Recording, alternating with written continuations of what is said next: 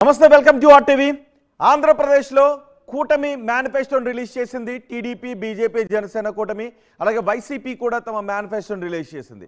మరి కూటమి, వైసీపీ ఇరు వర్గాల మేనిఫెస్టో, ఇరు పార్టీల మేనిఫెస్టో ఏ విధంగా ఉంది, అందులో ఉన్న ముఖ్యమైన పాయింట్స్ ఏంటి ఒకసారి కంపేర్ చేసి చూద్దాం. ఒకసారి ఆర్టీవీ స్క్రీన్ పైన చూడొచ్చు. వైసీపీ మేనిఫెస్టోను నవరత్నాలు ప్లస్ అని చెప్తోంది. కూటమి manifesto TDP, Janasena, BJP super 6 అని చెప్తుంది. సూపర్ 6 ప్లస్ షణ్ముగ వ్యూహం అని చెప్తోంది కూటమి మేనిఫెస్టో. ఒకసారి ఇందులో ఉన్న ముఖ్య అంశాలు ఏంటి, ఏ ఏ అంశాలను ఈ మేనిఫెస్టోలో రూపొందించారో కూడా మనం చూద్దాం. వృద్ధులకు పెన్షన్ విషయంలో 3,500 రూపాయలు ఇస్తాము గరిష్టంగా అని వైసీపీ మేనిఫెస్టో చెప్తోంది. కానీ అధికారంలోకి వచ్చిన రోజు నుంచే వృద్ధులకు పెన్షన్ని 4,000 రూపాయలు ఇస్తాము అని కూటమి మేనిఫెస్టో చెప్తోంది. 3,000 రూపాయలు ప్రస్తుతం ఇస్తున్నారు. 2028లో 250 రూపాయలు, 2029లో 250 రూపాయలు పెంచి 3,500 రూపాయలకు తీసుకువెళ్తామని వైసీపీ చెప్తోంది. వృద్ధులకు పెన్షన్ని 4,000 రూపాయలు అధికారంలోకి వచ్చిన రోజు నుంచే ఇస్తామని టీడీపీ మేనిఫెస్టోలో చెప్తోంది.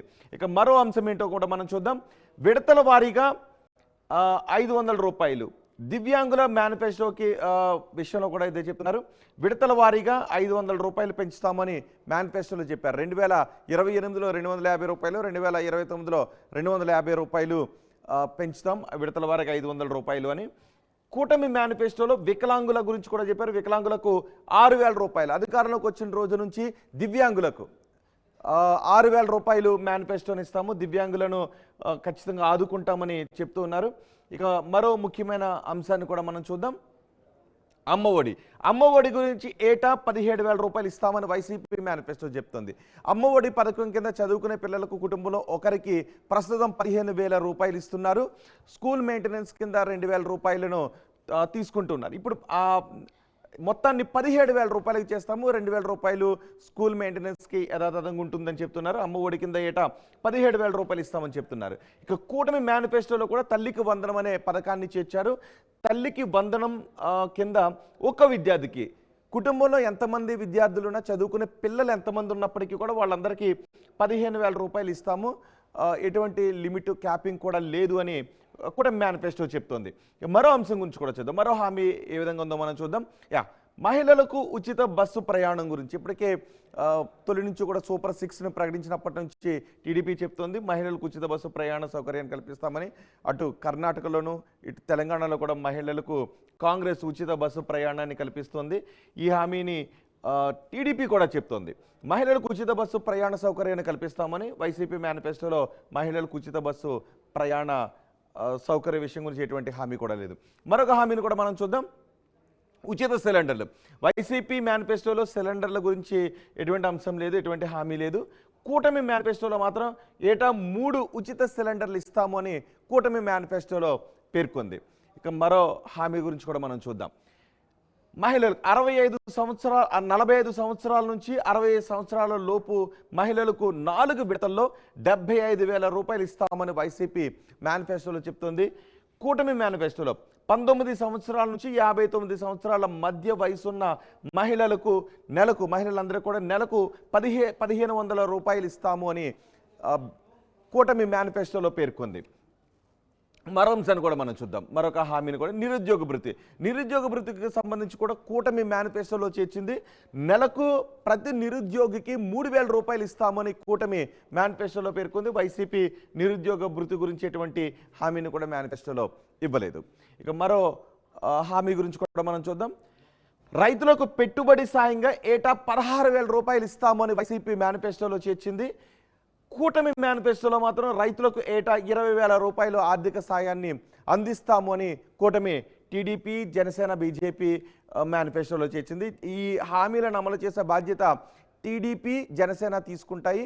ఎందుకంటే బీజేపీ సెంట్రల్ మేనిఫెస్టోను ఆల్రెడీ రిలీజ్ చేశారు కాబట్టి అని చెప్తుంది. సో ఈ బాధ్యతను, మేనిఫెస్టోను అమలు చేయించే బాధ్యతను బీజేపీ కేంద్రంలో అధికారంలో ఉంటుంది కాబట్టి రాష్ట్రంలో అధికారంలో ఉండే టీడీపీ, జనసేన అధికారంలోకి వచ్చినట్లయితే టీడీపీ, జనసేన తీసుకుంటాయని చెప్తున్నారు. మేము అధికారంలోకి వచ్చినట్లయితే రైతులకు పెట్టుబడి సాయంగా ఏటా 16,000 రూపాయలు ఇస్తామని చెప్తున్నారు. అలాగే వైఎస్ఆర్ కళ్యాణమస్తు ఎస్సీ, ఎస్టీ మైనార్టీలకు 1,00,000 రూపాయలు ఇస్తాము అని వైసీపీ మేనిఫెస్టోలో పేర్కొంది. ఇక బీసీలకు 50,000 రూపాయలు ఇస్తాము, 3 రాజధానులకి కట్టుబడి ఉన్నాము అని వైసీపీ తమ మేనిఫెస్టోలో పేర్కొంది. అటు కూటమి మాత్రం కళ్యాణమస్తు ఎస్సీ ఎస్టీ మైనార్టీలకు లక్ష్యం కాకుండా పండుగలకు ఇచ్చే కానుకలను యథాతథంగా ఉంచుతాం. గతంలో అధికారంలో ఉన్నప్పుడు పండుగలకు ప్రతి పండుగకు కానుకలు ఇచ్చేవాళ్ళం, ఆ కానుకల హామీని ఇస్తున్నామని కూటమి మేనిఫెస్టో చెప్తోంది. మరొక హామీ గురించి కూడా మనం చూద్దాం. వైసీపీ 3 రాజధానులకు కట్టుబడి ఉన్నామని చెప్తుంది. వైసీపీ అధికారంలోకి వచ్చిన తర్వాత 2019లో అధికారంలోకి వచ్చిన దగ్గర నుంచి 3 రాజధానులకు కట్టుబడి ఉన్నామని చెప్తుంది. ఈ ఎన్నికలకు వెళ్లే ముందు 3 రాజధానులకు కట్టుబడి ఎన్నికలకు వెళ్తున్నామని చెప్తుంది. కానీ కూటమి మాత్రం ప్రజా రాజధానిగా అమరావతి ఉంటుంది అని కూటమి చెప్తుంది. సో మొత్తానికి ఇవి ఇరు పార్టీల మేనిఫెస్టోలో, కూటమి మేనిఫెస్టోలో ఉన్నటువంటి అంశాలు, వైసీపీ మేనిఫెస్టోలో ఉన్నటువంటి అంశాలు. వైసీపీ చెప్తుంది కేవలం అమలు చేయదగిన హామీలను మాత్రమే మేము మేనిఫెస్టోలో పేర్కొంటాము, ఇచ్చిన హామీలన్నిటినీ కూడా మేనిఫెస్టోలో పేర్కొన్న హామీలన్నిటినీ కూడా అమలు చేస్తామని చెప్తుంది. గతంలో ఇచ్చిన హామీలో 99% హామీలను అమలు చేస్తామని చెప్తుంది.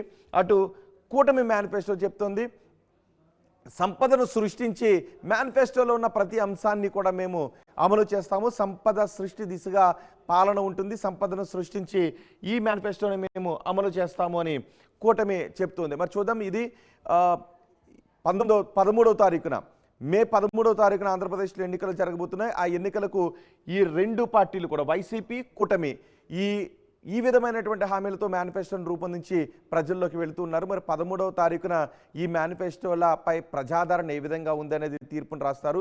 జూన్ 4వ తారీఖున ప్రజా తీర్పు వెలువడుతుంది. సో ఈ మేనిఫెస్టోల ప్రభావం ఏ విధంగా ఉంటుందో మనకు అప్పుడే తెలిసే అవకాశం ఉంటుంది.